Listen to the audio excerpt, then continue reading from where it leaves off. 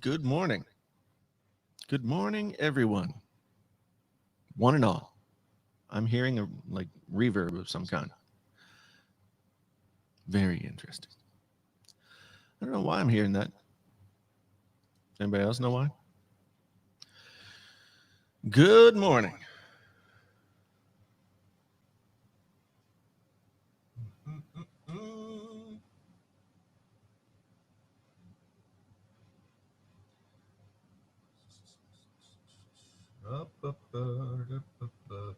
Let's see what's going on here. Okay, let's try this. Fix this. It's going to annoy me. How's everybody doing this morning? Good? Good.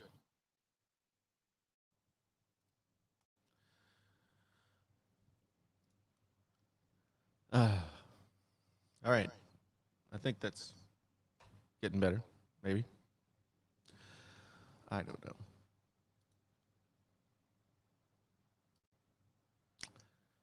Let me test out some settings here. Sorry for the delay in.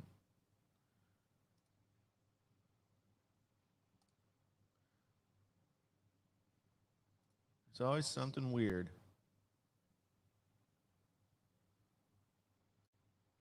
How about now?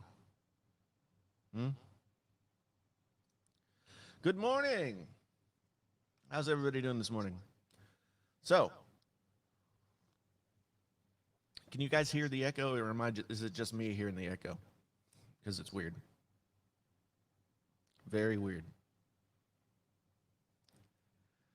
Frank, Lori, Elijah, Digital Slang, Gabriel. Good to see you. How's everybody doing this morning? I've just barely. It's sad, but I've just barely got my eyes open for the day. I can't seem to get myself to go to sleep before 2 a.m. It doesn't matter when I go to bed. It doesn't matter none of it. I just can't go to sleep before 2 a.m. It's very frustrating. Maybe I need to take a pill or something. BMAC, good morning to you, my friend. Yeah, geez, this echo is weird, but I can't figure out what's making it happen. Welcome to Friday Morning Coffee with Painfully Honest Tech. That's me, Jason. And yeah, so I don't really have any plan for what to talk about today. Kind of been scanning through the news here. There's nothing super exciting that I can see. Anything anybody wants to talk about? Anybody have any topics? Oh, here's a topic. Here's a topic. No, I want the small one. Yeah.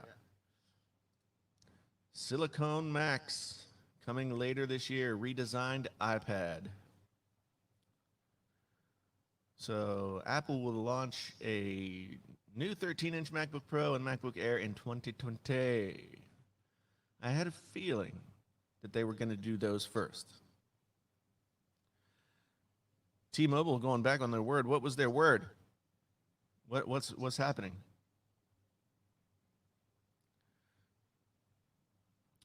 So it looks like Ming Chi Kuo has said that we're going to see a 13-inch MacBook and a MacBook Air. And an iPad. I don't see anything about an iMac, which to me is a drag because the iMac has not been updated in 2 years. Is that right? And I would have loved to have seen a silicon iMac. I can't stop myself from saying silicone, even though we've established that silicon and silicone are two different things. I can't get myself to stop saying silicone. I don't know. Raising rates all over the place? Yeah. Well, I mean,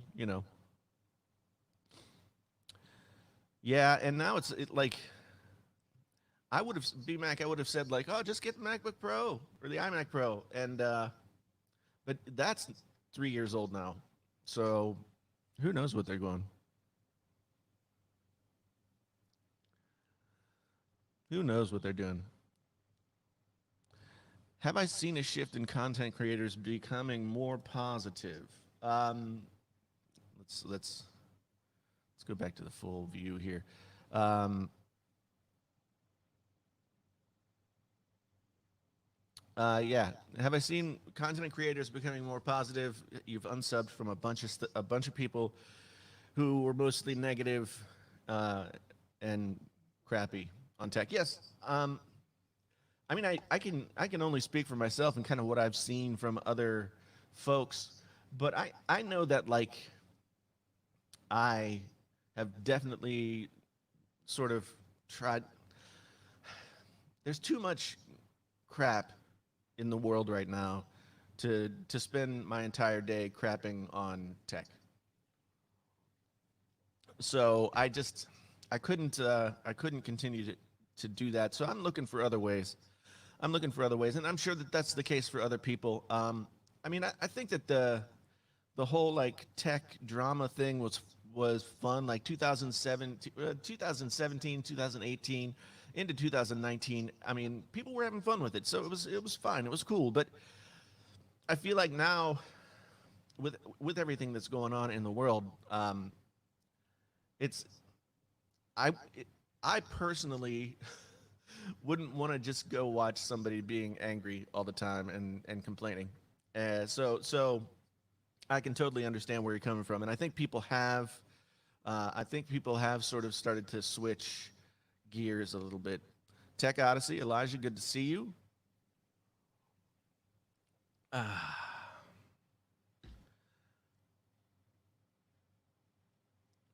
Do I think the majority? Okay, here's another one. Do you think the majority of players in the tech community are still putting on an act, or are they being more genuine with everything going on recently? That's hard to say. I mean, I know some, there are some people who are not exactly themselves when they do this thing. Um, but I don't know. I mean, there are a lot of people that I know in the tech space are pretty much who I've met are pretty much the same kind of person in real life. But I don't know. I guess that's a good question. I guess that's a good question because from what became really hard for me was that I was doing all this drama stuff and being negative and feeling like that's what I had to do to get people to watch the channel. And like sometimes I am frustrated, angry, whatever about something, and I get that's what I say and that's what I do. But it's like not I'm not making this up. This isn't an act for me. This is just how I am. Like this is how I talk to normal people. And I feel like a lot of the other tech creators are like that. There are some that maybe still put on a little bit of an act, but I don't know. It's not like there are some places where the act is very thick, but I don't think tech is one of them. Draftsman, good morning to you. Frank? Ah, man, the comments. I don't even need to, I don't want to talk about the comments. Um, it's, yeah, the comments. They are what they are. I don't really understand it, but they are what they are. Having spent so much time in the music industry, what do you feel is missing today? Maybe technology speaking, even. I I don't know. I feel like the music industry is way different than it was even in the early 2000s. Um, but it's the change really started then, at least in popular music. The change started where people were. It was more about individual songs and performers. Like it's sort of I call it the American idolization of music, where it's like songs and performers, no longer like groups of people or individuals with like who are focused on their own like self reflection. Which, I mean, if you go back through rock music, that's pretty much what rock music has been. But now, I mean, I think there's a big difference between rock music um, and pop music, and that didn't always used to be the case. So I don't know. I mean, there are still places to go for that. There are still songwriters who do that kind of thing, but they're just not on, Sirius XM hits one or anything like that, which is, I guess, makes sense. Pop music is for kids. Is that who it's for? My daughter enjoys it, and I try not to judge.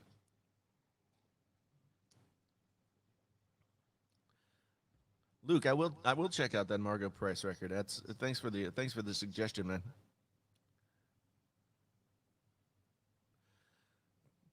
Thomas, thank you for the super sticker.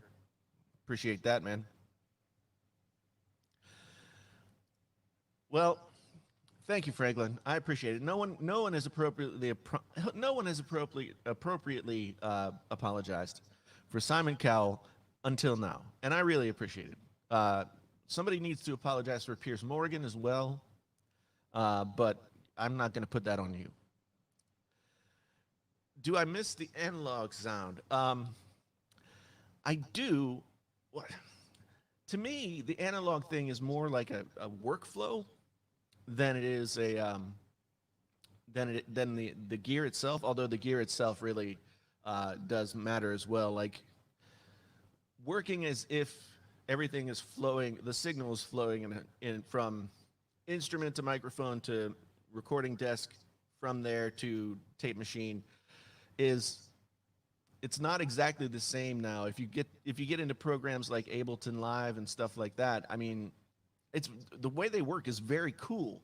Like Ableton is very cool, but I've been struggling to understand it because it's all based on loops. It's all based on like 4 and 8 and 16 bar loops that you can like mix and match and play together, and so it's just way different, which is fascinating to me. But I haven't quite figured out how to do it, um, which I kind of want to. I mean, I've got like an Ableton Push 2 back there, and I have visions of like writing backing tracks for stuff for the videos, but I I just I mean I haven't organized my time correctly. I know if I organized my time better, I would be able to do more, but I'm still just kind of like all over the place. Mm. Skunky Mule. How's Germany today? Thomas, thank you. I'm working on doing the new thing, or the different thing, I guess. Um, yeah, yeah. I tweeted something about this yesterday. It's really I've gotten to the point, and this happens from time to time with whatever you're doing, but I've gotten to the point where the whole cycle of talking about phones, leaks, and rumors, blah blah blah. I guess I should have silenced my phone, shouldn't I? Nobody ever calls me except for my wife and people who want to sell me car insurance or extended warranties. I don't understand that. Why an extended warranty? Is there a lot of money in extended? I guess there probably is, because cars these days probably don't break down as much, and so if you get a few $100 out of people. Um, but yeah, I've been really trying to do different things and focus on stuff that I really like. The smartphone stuff is fun, and and I've always really loved smartphones and that kind of technology, but I don't feel like there's enough to talk about right now to warrant making like 3 or 4 smartphone videos a week.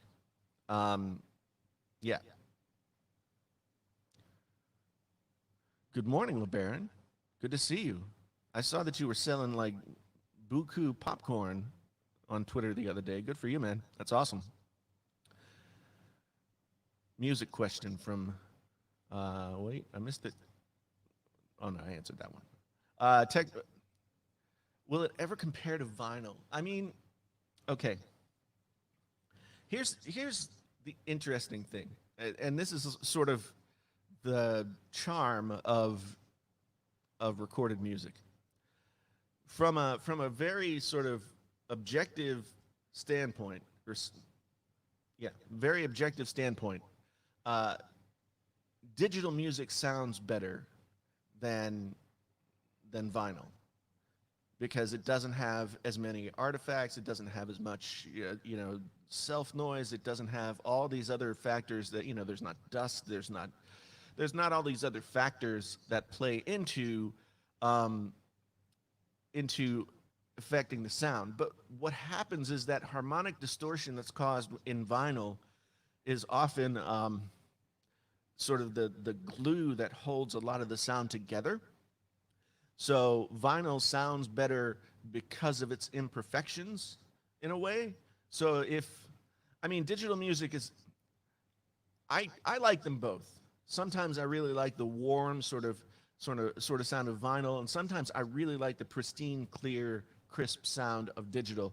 Um, there are some things that do there are some things that are better one way and some things that are better the other way, but I definitely like them. I definitely like them both for different reasons. Digital music is more convenient, and unfortunately, it's caused me, and I think it's caused other people to develop bad habits in listening to music, like just listening to playlists because they're there and they're easy. But I can I can say that from the early 2000s, late 90s, early 2000s, when I first started doing the digital recording thing, um, then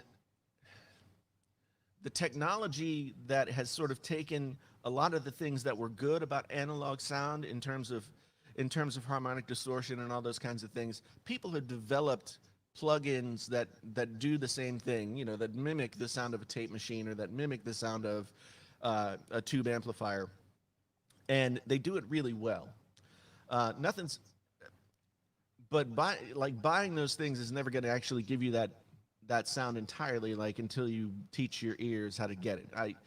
People from my generation, God, I hate saying that, but people who came up in the 80s and 90s, and they we had the benefit of learning the recording game like the old way. We went through ADAT, we went through 2-inch tape, we went through all this stuff. Nobody had a computer in their home really. When I first started recording, it was like the home computer was still sort of a novel thing. So having learned everything that way, your ears get trained differently, and you hear it, and so you hear things differently. So then transferring over to digital, you have the benefit of having heard it the old way, I guess, if that makes any sense. Um, yeah, so Talman, you're right. Sometimes vinyl, like the hiss and the pop of the vinyl is great, but there are times when like I said, I just like that pristine sound. I just like that really tight, crisp sound. Um, so there's, I think there's always been a sort of vilification of digital music by people who, like myself, grew up on analog music. But I don't think that even the people who complain about digital music totally understand or totally um, or up to date on what they're complaining about. Uh, a lot of people complain about MP3s, being a compressed format, but there have been all kinds of studies with people who have, musical training and really great ears and everything like that. There have been all kinds of studies that show that the average person, the average person, or even the higher than average person, can't actually hear the difference consistently between like a 320 megabits per second MP3 and a lossless WAV file. Like, I think one study I saw, actually it's on Rick Beato's channel. If you guys don't watch Rick Beato, he does some really cool stuff. And he got a I think she was an intern that was working for him or something, and she had graduated from music school and she had perfect pitch and blah blah blah. And he gave her, I think, 10 songs, and she was able to pick out 6 out of 10 uh, lossless files. So it's not. Digital music isn't necessarily as bad as. It's not bad. It's different. It's not inferior. when I hear people complain about digital music, especially people who came up in in the 70s, 80s, 90s, um, why not complain about the cassette tape? Because the cassette tape sounded terrible. I just there's no two ways about it. Matt McCourt, good morning to you.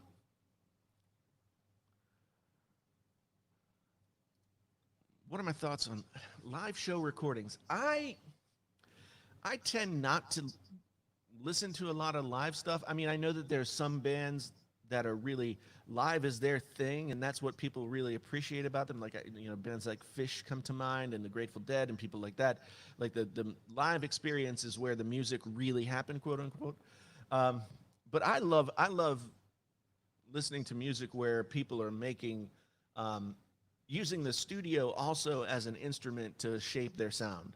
And so I don't always love live live performances, although there are exceptions to that. Like the band's Rock of Ages is one of my favorite records ever. But that's a testament to what great musicians they were. They could just perform so well that it comes across on the recorded medium as well as in person.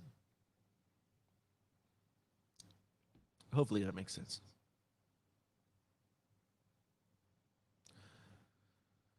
So there's a guy named Scotty Kilmer started a new segment where it covers the history of cars and parts. That's not a, that's not a bad idea. That's a good idea, actually. His name sounds familiar, but yeah, that's a good idea. I mean, I'm really interested in that stuff anyway. So yeah, that's something to think about for sure. Um, that's a really good idea. Yeah, Franklin. I mean, it really does depend on your familiarity. Most of these studies that I've seen have been sort of cold, like you don't get to pick from your own collection kind of thing. So yeah, talk about wireless decks on the Galaxy flagship supposedly. Um, I mean, Dex is really cool, and I think that if they find a way to do wireless on top of that, it's going to make it even better. Although, I mean, I still think about like what's the connection going to be to the monitor that you're using. I mean, we can Bluetooth the mouse and the keyboard, but what about the monitor? I don't know. Maybe if you know more about it, let me know. But Dex is definitely it is cleaner, it is simpler, and if like your day-to-day work can just flow that way, then yeah, I'm sure it is a lot easier.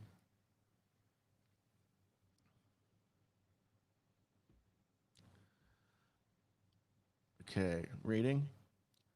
Should you set up your Commodore 64? I don't know.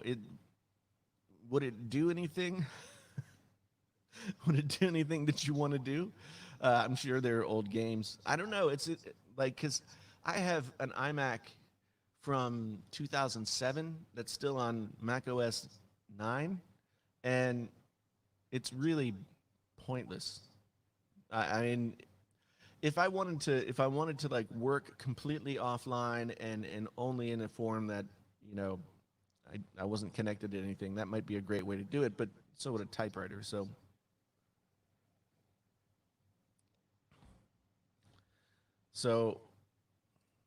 Scott says, "Why is Hotel California the song to listen to with headphones or speakers?" Well, it's a really good recording, um, so that's probably part of it, and it has lots of dynamics in it. So it kind of gets loud. It starts out very soft. It swells up and gets louder. So that's probably part of it too. I mean, I I kind of hate that song.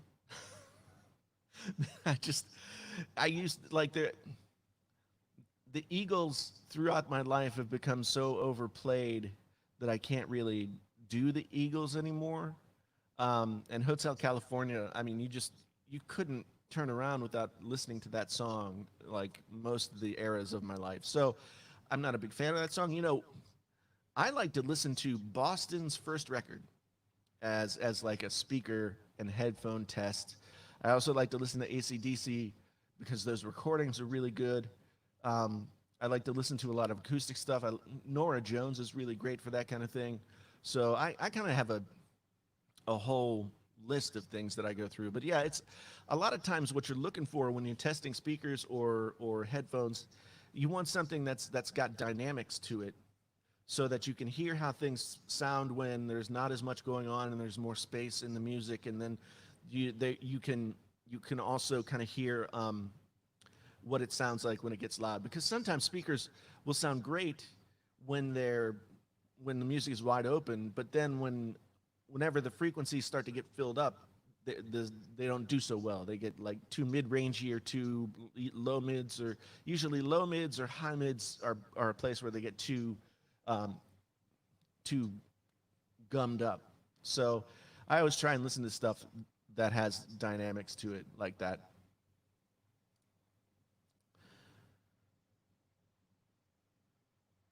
Do I think that I'm guessing you mean the V60, Kenneth? Um, I hope that there is. It's a really good phone. I hope that there's a unlocked version of the V60 on the way. But with the way LG does their thing, uh, I, I can't really say. I hope that they do, um, but I'm I wouldn't hold my breath, I guess.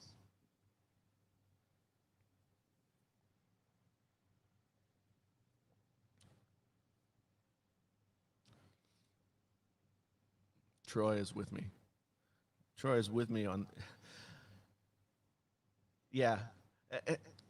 There's that scene in The Big Lebowski where he gets in the taxi cab and the guy's playing the Eagles and he complains about it and the guy kicks him out. It's just that is probably one of my top five favorite movies, Big Lebowski. If you haven't seen it, you really should. Styx. Wow, man. Styx were very impressive, like musicians, and I liked a lot of the songs. They they weren't my favorites, but it's totally cool. It's totally cool, man.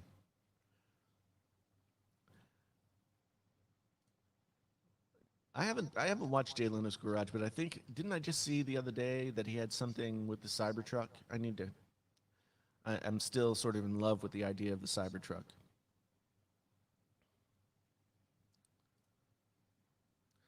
So Darren, radio is interesting. Um, well, here's one thing that's different about radio. Like if you're listening to a song on the radio versus if you took it home and put it on your own stereo, the radio always runs everything through a compressor that will make sure that everything is a minimum loudness and a maximum loudness, and so that compression gives a little bit more oomph to the sound. Um, so usually, if you listen to something on the radio, it'll sound a little bit more lively, just by a little bit than than than otherwise. But yeah, now they're selling. I don't know what HD radio is. I mean, these days it's like I don't know. There's Sirius satellite radio, which I pay for in my car and all that kind of stuff. But um, I don't listen to it as much. My wife listens to it a lot, so that's why we pay for it. But yeah, I don't know what HD radio is, because I mean I'd have to look into it, like because FM radio is radio. Ugh. why, why don't I have a phone number so you can call in? I guess I could do that. I've never tried to do that before, and I guess I could do that. Never thought about doing that before. So I'll look into having the technology or figuring out the technology to make that happen. I'm sure it's just like a Google Voice number or something like that.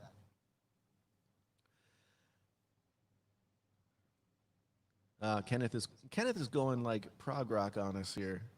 Uh, yeah.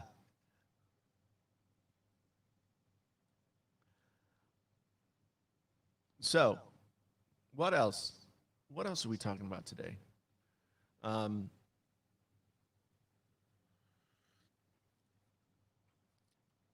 yeah, the V60 still sitting here right beside me. I don't have the dual screen case on right now. I had a dream last night. Now this may sound weird. I had a dream last night though that like the my V60 was some sort of plastic covering on it that got nicked and then peeled off. So I peeled it all the way off, and then my phone was like floppy. I don't know. I don't know what that means. Anybody who interprets dreams or something can tell me. Tech loving mama, good morning to you. Ghost, I'll have to check them out, man. I haven't heard their stuff.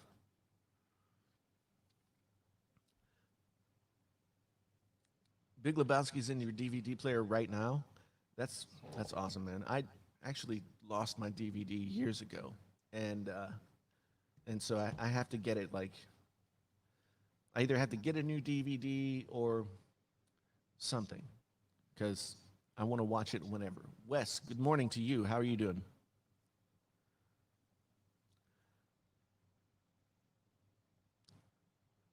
Is there okay? So this is a good question. Is there a way to change the phone's audio not to flatten out the sound after a certain frequency? Now, are you talking about an EQ, like more smiley face kind of EQ, or are you talking like frequency range? Because the frequency range has a lot to do not just with what is happening in the phone, but what's happening in the headphones. Wireless headphones can't reproduce anything over 20 kilohertz and or below 20 hertz. So that's part of the problem with wireless headphones. I mean, the wired headphones can produce a wider range of frequencies. Um, so it could be that there could be some natural sort of EQ that goes on inside the phone that rolls things off. Each manufacturer does all that stuff differently. So, I mean, but also most phones have some kind of EQ that you can mess with yourself. Um, so, I mean, you could fool around with that. But I don't know if there's like an industry standard in terms of like rolling off frequencies um, after a certain like limit.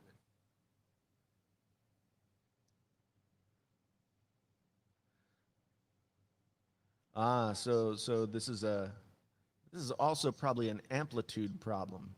Uh, just being able to capture that sound. Um, it, I'd have to see how they were recording it and stuff like that, but it's probably an amplitude issue. Yes, Rush. Rush is probably the best thing that ever came out of Canada. No offense to Zach or Renee Ritchie or anybody else. Rush is the best thing that Canada has ever done. I'm sorry if that offends Canadians in any way. It shouldn't though, because they were such an amazing band. Oh man, well, it's funny because when I was growing up, okay, so I was born in 1971. So as I was growing up, Rush was like, a popular band. They were, on the charts, and they were prog rock and all that kind of thing. And of course, when I was younger, I got into like, punk rock and all that kind of aggressive, stupid stuff that young teenage boys want to get into. Although I still, like the Beatles have always been my thing. And I never really listened to Rush, but I had a roommate my freshman year of college who listened to Rush's Presto album, which I think came out in 1989, because that was like right when I graduated high school. He listened to it all the time in the car. Like it was the only tape that he had in the car, listened to it all the time. And that record kind of helped me start to appreciate Rush. And then I went into the back catalog and everything like that. Um, yeah, I went to see Rush in, geez, it must have been around that same time at the Pittsburgh Civic Arena. Mr. Big opened the show, and Mr. Big and Rush. It's a good show. It's pretty crazy.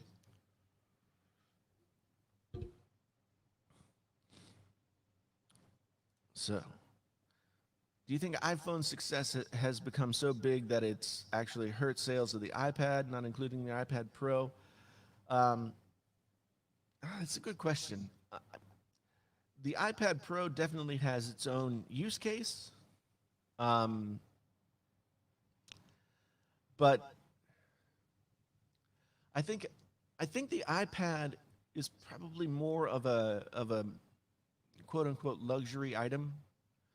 So for people who don't have a ton of money to spend on tech, the iPad might not be like high on their list. They might need a computer, they might need a phone, but the iPad would be like second or third on that list. So maybe that's why they don't sell as much. But I do know that Apple still sells a ton of iPads. I think they're the second best selling thing that they have in terms of devices. Last time I heard.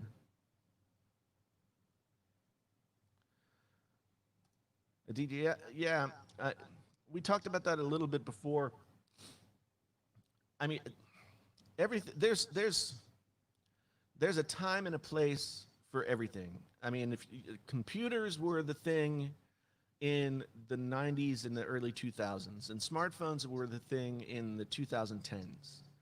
And we don't know if smartphones are still going to be this thing or if it's going to be something different, if it's going to be wearables, if it's going to be whatever. Um, but something else is going to have to drive technology beyond this point, because the smartphones that we see right now, and this is a huge success story, really, but the smartphones that we see right now have just developed to the point where there's parity almost across the board. You know, one phone might have this feature while another doesn't, but when it comes to like the laundry list of things that you can do with the smartphone, any flagship phone that you buy, any mid-tier phone or lower tier phone that you buy will excel at that stuff. And so it's all just like, you know, rooting for your team if you do the Apple versus Samsung or Android versus iOS thing.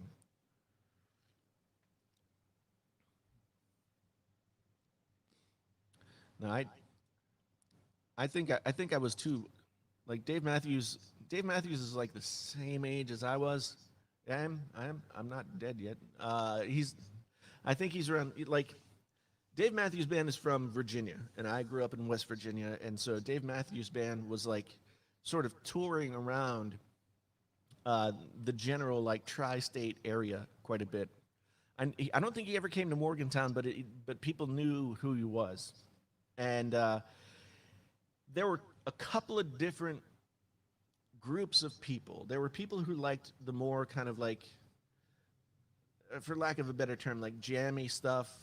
And then there were the people who liked the more like sort of the grunge style, whatever. But those two crowds didn't usually mix. And my band's always leaned toward the more sort of harder edged thing. So I never really got into Dave Matthews. And then when he became popular, I was like, I don't like anything popular because I was too cool back in the day to like anything popular. I mean, I don't think that the people in my group of friends hated Dave Matthews Band as much as they hated Hootie and the Blowfish. But I shouldn't say hated. We just, I don't know. It's that again. It's like the smartphone thing. It's very tribal. It's very weird. But yeah, Mike and the Mechanics. I mean, the thing about Mike Rutherford is he's sort of the guy that, that from Genesis that nobody knows, but he's probably like the, the most important member of that band in terms of like the songs. Um, I mean, Phil Collins is great. Peter Gabriel was great, but Mike Rutherford is a really great musician, really great writer, really great producer, arranger of stuff. So Mike and the Mechanics, I mean, at least over here in the U.S., I don't know of how it was over in other countries, but in the U.S. they had like one hit, and then they kind of didn't. We just never saw them again. But I know that they've continued their career, and I know that they've had a lot of success otherwise. Um, what car do I own? And if if not Tesla, would you want to purchase it one day? Well, I think if I want to continue to be a tech YouTuber, I have to eventually purchase a Tesla. I think those are the rules. Uh, and if I want to be a really successful tech YouTuber, I have to buy two. I do kind of want the Cybertruck. Um, yeah, I kind of want the Cybertruck. The other ones, I mean, they're very cool cars, and I wouldn't like I wouldn't, like kick one out of bed for eating crackers or anything. But I don't know. I almost bought a Tesla back in 2019.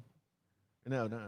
Well, yeah, maybe early 2019. I was looking at cars. It would have been summer like a year ago. Okay.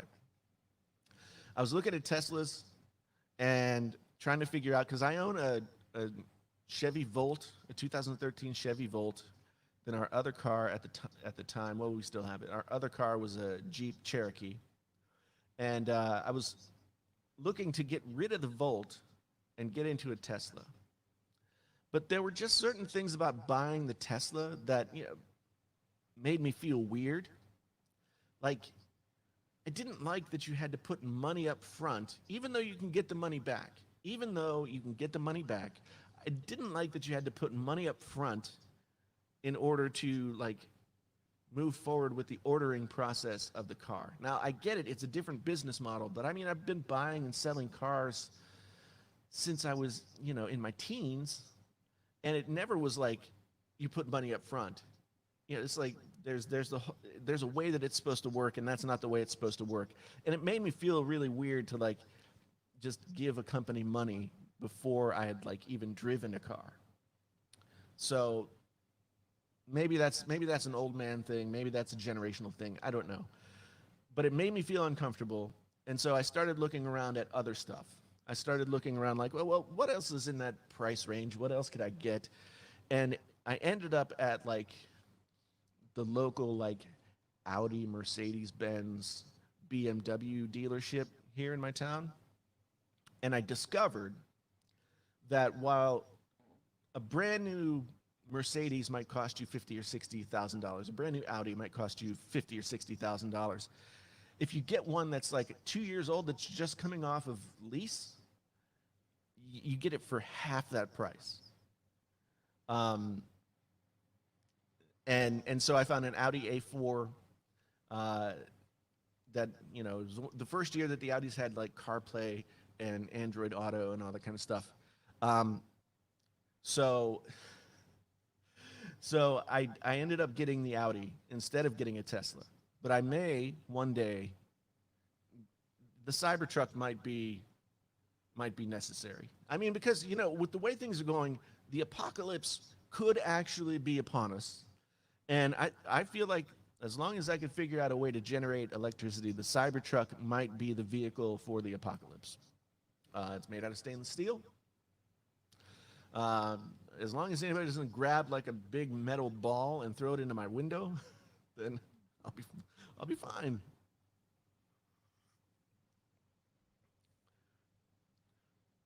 I'll check out that Mike and the Mechanics record because, like I said, I just kind of lost track of what they were doing. Um, Scott, yeah, I want it. I want a truck, and actually, like, probably need a truck more than I need a sedan.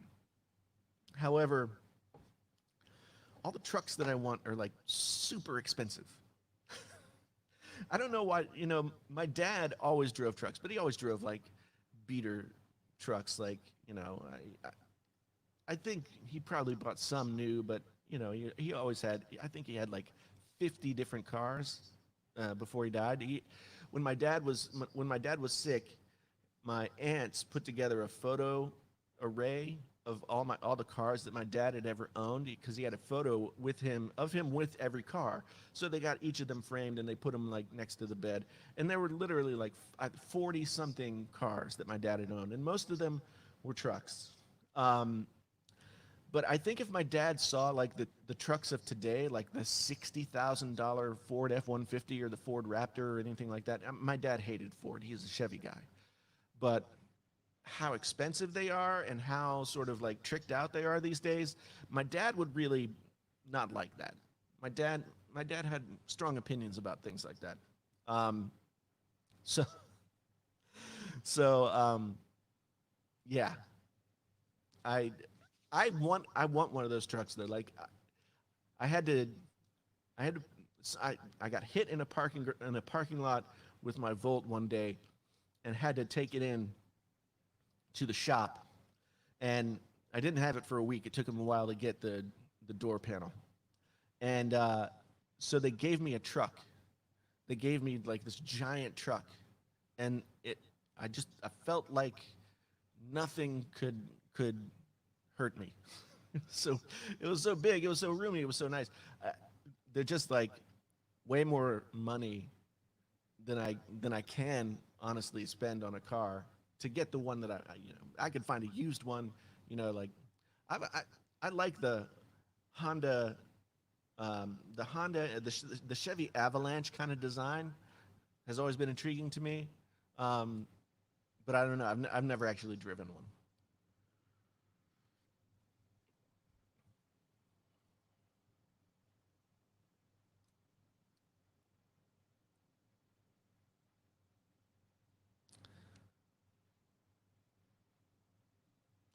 Yeah, Jiffer, it's interesting. The tax thing is interesting because now that I did work my full time job half of last year, a little bit more. Well, I worked part time for them too through the fall.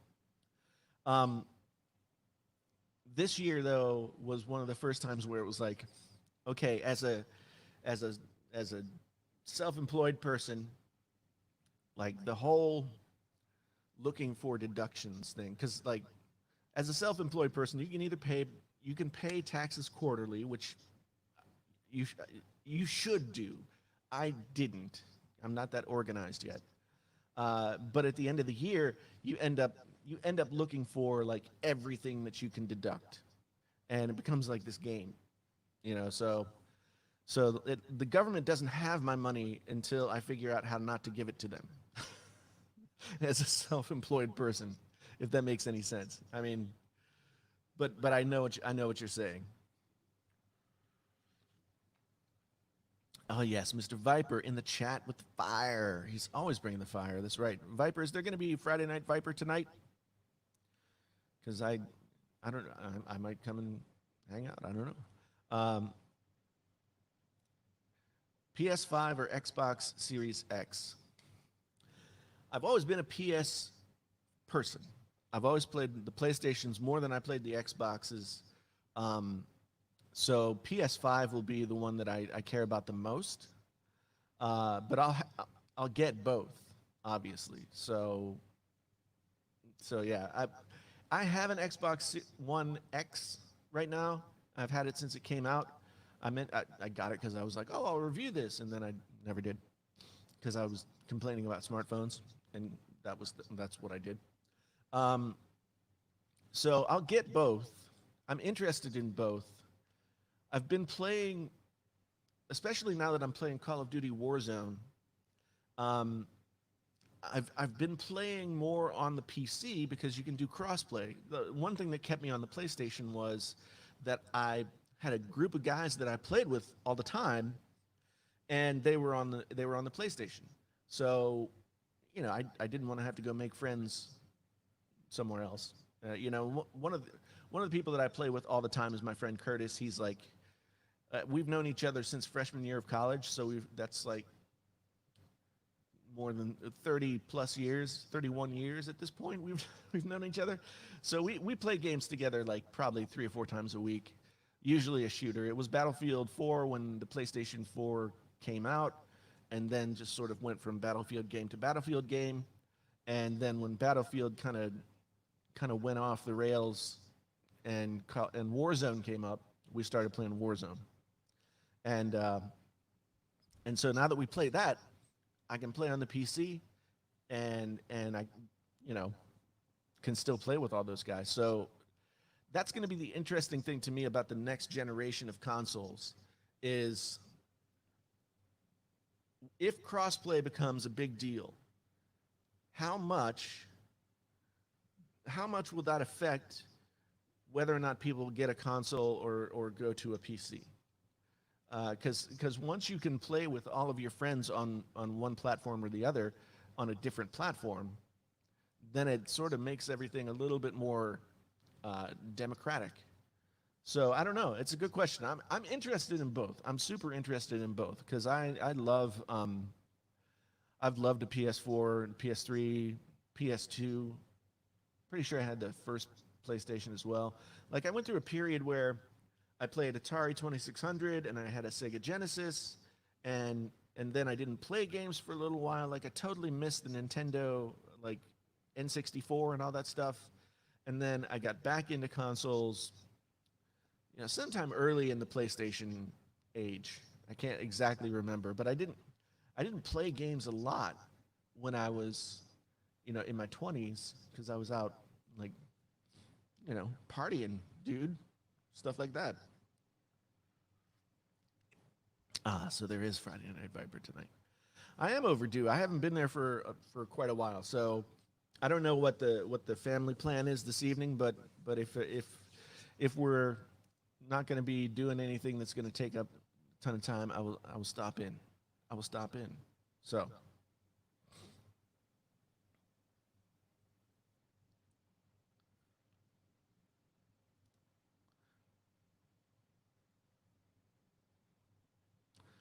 Microsoft just discontinued the Xbox One digital and the Series S. Well, I guess that makes sense. And those are both slightly older versions. And I mean, honestly, how many of those are they going to sell between now and when the new console comes out? It's the new console. I the new console will be able to. It'll be at varying price points. I don't know. I think maybe there's probably a minimum threshold what of power. I don't know. I'm not making excuses for Microsoft. I'm just trying to think it.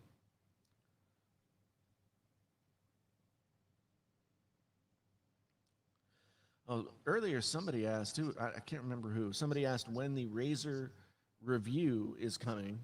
Um, I have the video shot. I have the video edited. I'm going to put it up to be released tomorrow morning. So my first Razer video will be up tomorrow morning. And at first I thought I was going to do like a live stream unboxing kind of thing. And then I was like, well, like people, the unboxing first impressions videos are not necessarily, I mean, they're not that exciting, right? And so I decided to just do like a little bit of the unboxing and discussion about what the computer is, but then a little bit about why I bought it. So that's what the video will be tomorrow. Is a little bit of both. That's right. Freelancers unite. I kind of actually miss teaching, and I miss like editing and working with words because that's what I've always done for work. So I might start doing some freelance stuff on that end. You know, maybe tutor some kids. I don't know. How would you would you let me be your kid's tutor if you lived in my town? I guess you don't have to live in my town. I mean, everything's virtual now. This mic is the Rode Procaster. No, yes, the Rode Procaster, um, which is I think a really great mic. It's $230, I think. I'm using it with the Rodecaster Pro, which is probably the best. Like if you want to do live broadcast type stuff or podcast related stuff or anything like that, the Rodecaster Pro is made for that. This mic, I mean, Rode actually has settings inside of the settings for each of the mics that they make. So you can just hit the Procaster setting and then tweak it from there. But yeah, this is the Procaster. Rode sent me this stuff over last year sometime, and it's a really good mic. I mean, I have an SM7B back there on my other workstation, and that's a great mic too. It's a better mic than this, but this mic is very easy. This mic, you don't have to really have a cloud lifter to get signal, so it's just a little bit easier to work with than the SM7B. Not that you can't work with the SM7B, but hopefully that makes sense.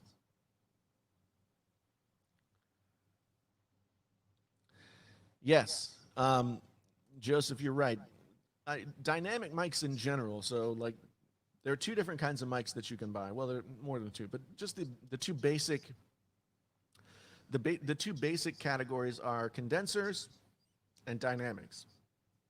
Condensers are the ones that have to have 48-volt phantom power, and they're much more sensitive, and they'll pick up every tiny little noise in the room, and those can be really cool for certain applications and that kind of thing. But dynamic mics don't have as much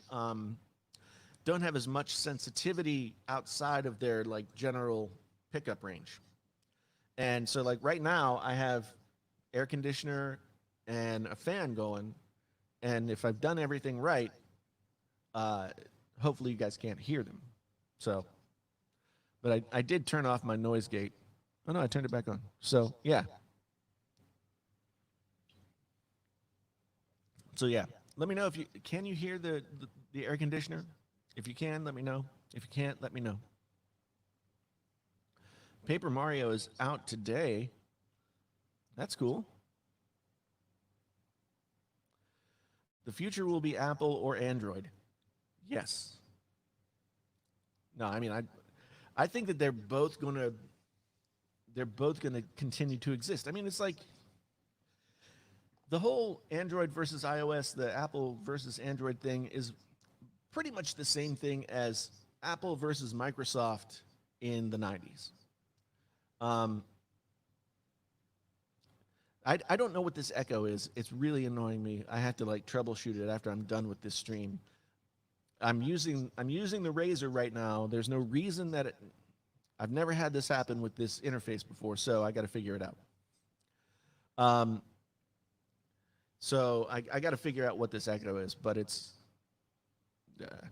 sometimes you get a new computer, you have to set everything up. The rule in audio is that once you have an operating system that's just like up and everything's plugged in and everything works, you never change it. But I don't know. I don't make my living recording things anymore, except for the videos that I make. And the videos that I make are the videos that I make are about the tech. So I guess I have to change things. Joseph, I don't think I have that kind of charismatic, insane power. Hopefully not. I mean, yeah, that was a whole different thing.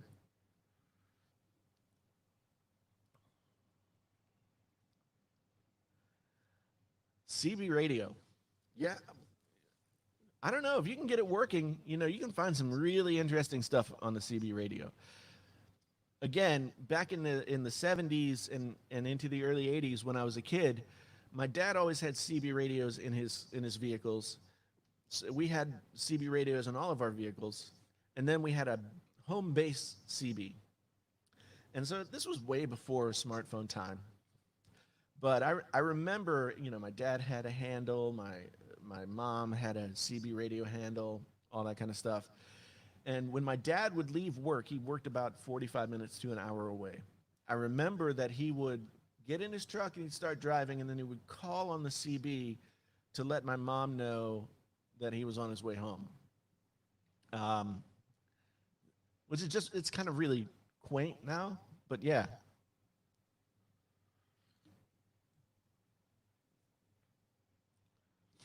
Yeah, the noise gate is really important. I mean, one thing one thing about one thing about recording and broadcasting stuff is that there are little tiny things that you learn along the way about how stuff works and how you can help it to and how you can help it to sound better, et cetera, et cetera. And once you start to learn those things, then they compound, and your overall sound just gets better over time. And so, yeah, the noise gate is a big thing. Basically, the way that a noise gate works is that think of think of your microphone as like one of those automatic sliding doors, right? And the automatic sliding door will only open when someone gets close enough to trip the sensor, right? So a noise gate works in the same way, in that until there is a sound at the threshold at which it will open, then it will be closed. So any extraneous sound around you will not be heard until you reach the threshold sound of opening. So hopefully that makes sense. Do you think I should keep my Note 9? Darius, thank you for the question. Honestly, the Note 9 and the Note 10 Plus, I mean, the Note 10 Plus has some better features, but the Note 9 is, to me, probably the perfect version of the Note phone. And the Note 20, I don't know.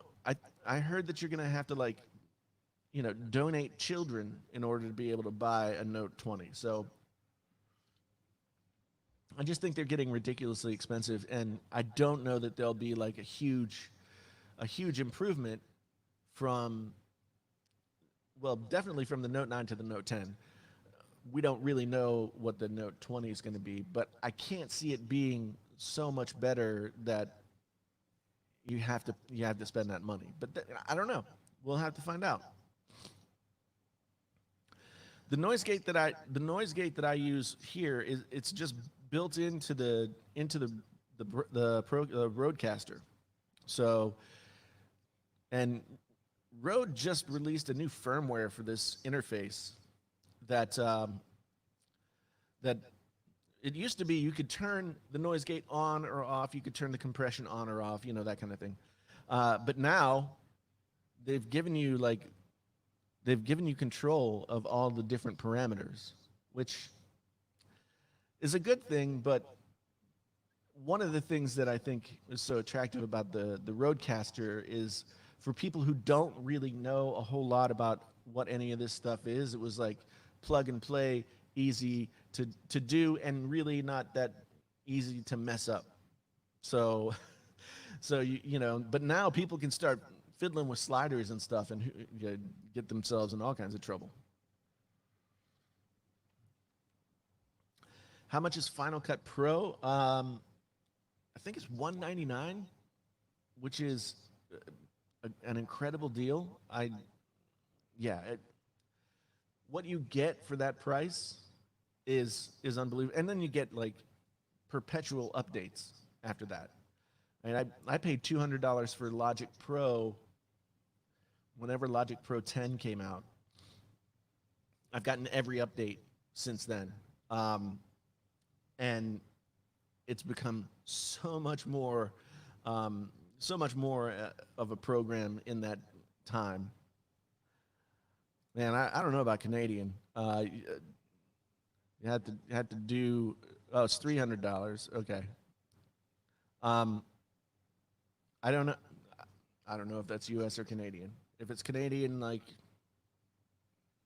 I don't know what the I don't know what the exchange rate is.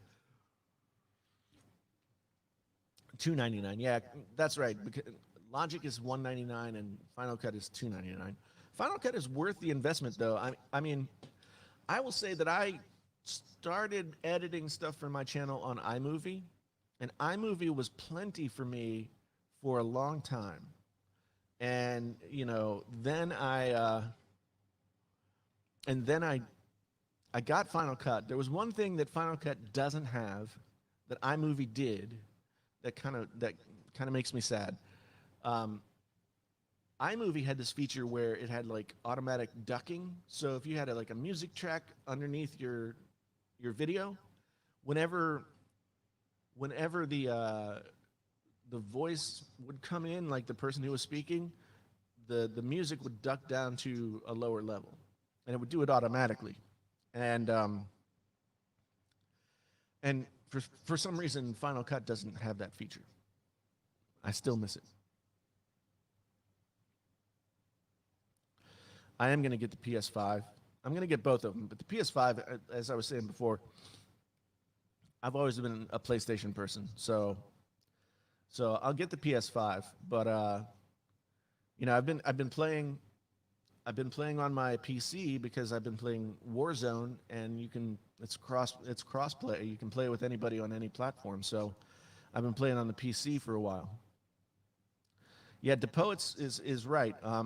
DaVinci Resolve is everybody. There are a lot of people that love it, and it's totally free. You can buy a version that's like, I think, more feature rich, but the really good version is totally free. The only problem I had was, like, I tried to use DaVinci a couple of times, and I like put my footage in there, and then I was like, now what do I do now? And I knew it was going to be like, I knew that it was going to take me a lot more time to figure it out, and so I always just went back to what I already knew. So, starting to think that if you're going to spend Note 20 kind of money, you're better off buying a cheaper Android phone like the V50 or the OnePlus 8, iPhone 11. I, I mean, yeah. If the V50 is, or if the Note 20 is as expensive as it sounds like it's going to be, I don't know. I mean, I think that that's the problem. That's the mistake that Samsung made with the S line, is that they made them too expensive. It didn't help that like a global pandemic hit and nobody was buying smartphones afterwards. But I still think they would have really struggled to sell S20s at $1,000 plus, um, no matter what the worldwide conditions were. I don't know what they're thinking. I don't know why they want to charge so much, because everybody else is going in the opposite direction. Apple's making cheaper phones, and mid-range phones are becoming much better than they were. So I don't know what Samsung's really thinking.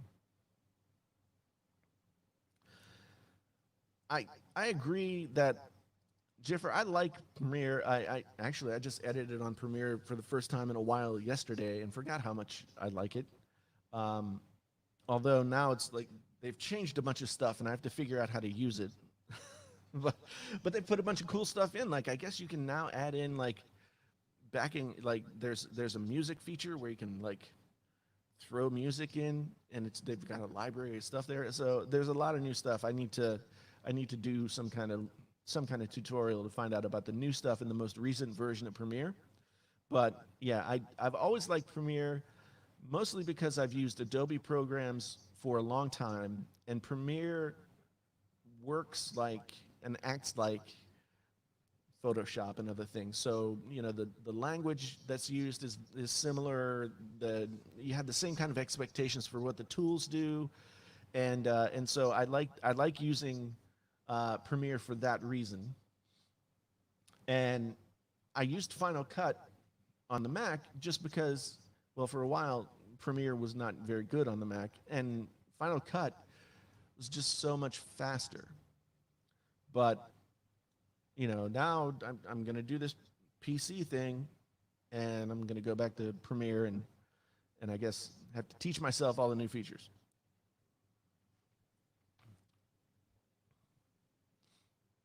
Look at this. Look at this. Insane Clown Posse is trying to stir up trouble. Trying to stir up trouble. See, and that's the thing. Like, I never color correct anything in my stuff. Like maybe if something doesn't look right, if somehow like something didn't look natural or whatever, then I will color correct to a certain extent. But I usually never do. Wes, you'll see a video that I edited in Premiere tomorrow. You'll have to tell me if you could tell the difference between that and the videos that I'd put up in the previous weeks, because those were all Final Cut.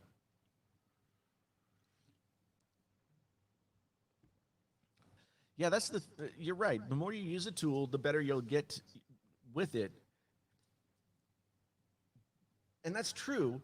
The problem with Final Cut, though, and I don't know why it is this way. And maybe it's because I never like took a course or any of that kind of stuff. I just started using it and I solved problems as they came up, like like you do.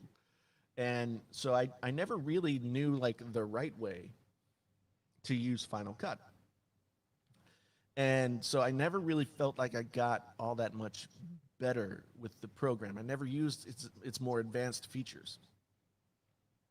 So yeah, but Premiere is organized differently. Final Cut kind of reminds me of GarageBand. And I say that because GarageBand as a recording program works almost in the opposite way that most recording programs do. It wants to do a lot for you. It wants to provide a lot of stuff up front so you don't have to do like the small things to prepare. So you can just start doing things, but it feels unprofessional in a way. Now, that's not to say you can't do amazing professional things with Final Cut, but Logic and GarageBand are based on the same program, but they work almost in the opposite directions. And when I fooled around with GarageBand, it took me a while to like understand how GarageBand wanted to work, because it was so different than other programs. And I feel the same way about Premiere and Final Cut, is that Premiere, it has the same expectations that Photoshop or anything else will, whereas Final Cut is at trying to make things easier, and in doing so, if you have the expectation that you have of being able to like do everything yourself, then it's confusing. I mean, the whole like magnetic timeline thing that was hugely controversial when it first came out, because people were like, I don't want all of my stuff to just like glue itself together. But then when you start working that way and it becomes part of the way you work, it makes sense, I guess.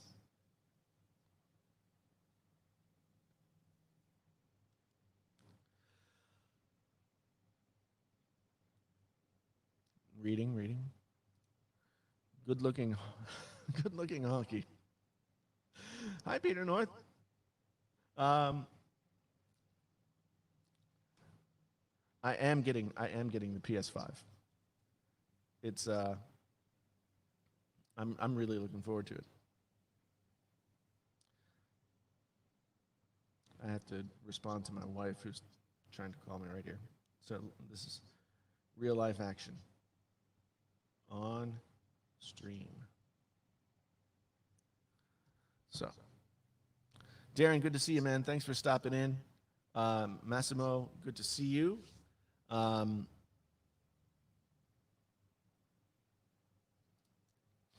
the reason Final Cut feels like iMovie or Unprofessional is because Apple took the iMovie team and merged it. That makes sense. Yeah. Yeah. That makes sense. Sneed Mobile Tech in the chat. What's going on? Why do you feel like you're talking to Richard Dreyfuss? I don't know. Richard Dreyfuss is like 80 years old. Peter. um, and he's like shorter than me, I think, and I don't know. I guess that doesn't matter. But so, what else are we talking about here, people? I'm kind of getting used to this slapback delay that I've got going on. I feel like I'm making an Elvis record. Is what I feel like.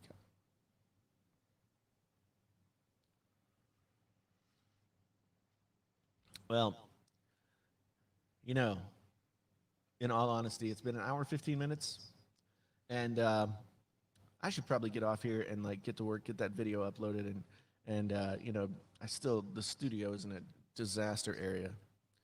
Sneed, thank you for the $5 super chat. Good Friday to you as well. Everything is going well.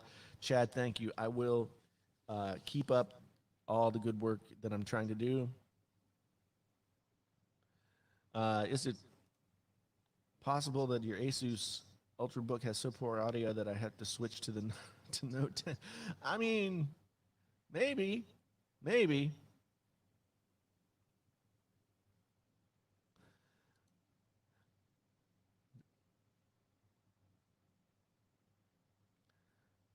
Thanks. Yeah, hotkeys are a big thing. Thanks for that info, Jiffer. I really appreciate it.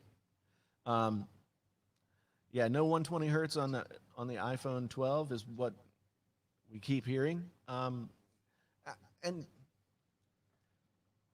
I know that a lot of people like 120 hertz, and I see the benefit of it, and I can tell the difference.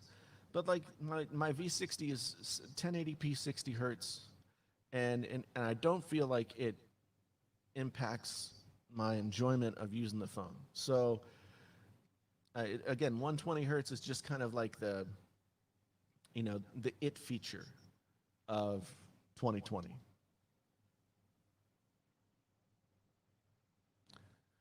Joseph, thank you for the super sticker. Appreciate it, man. Thank you very much. And for everybody else, yeah, I'm gonna jump off, but I will be on Friday Night Viper tonight, unless there's some kind of plan that I don't know about for the family.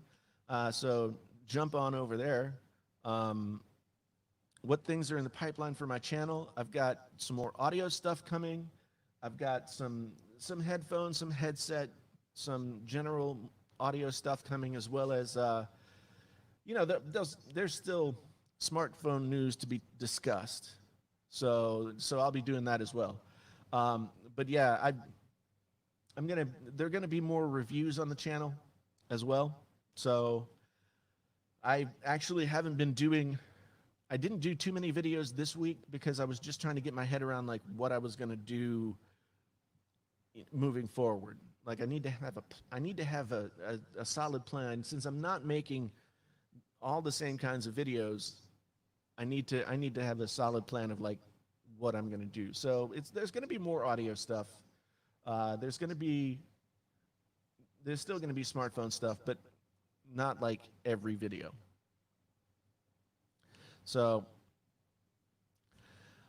far I'm enjoying the Razr. Report back on the Razr. There'll be a video tomorrow, so watch for that in your video box. And yeah, at any rate, folks, thank you so much for being here. I really do appreciate it. My name is Jason, sometimes known as the JTL, Painfully Honest Tech. Tech so honest it hurts. I'll be back for another stream sometime very soon. But tonight, check out Friday Night Viper on Viper's live channel, and there'll be a bunch of people over there having a chat. So until then, you guys have a fantastic day. I will see you soon. Until the next time, I'm out.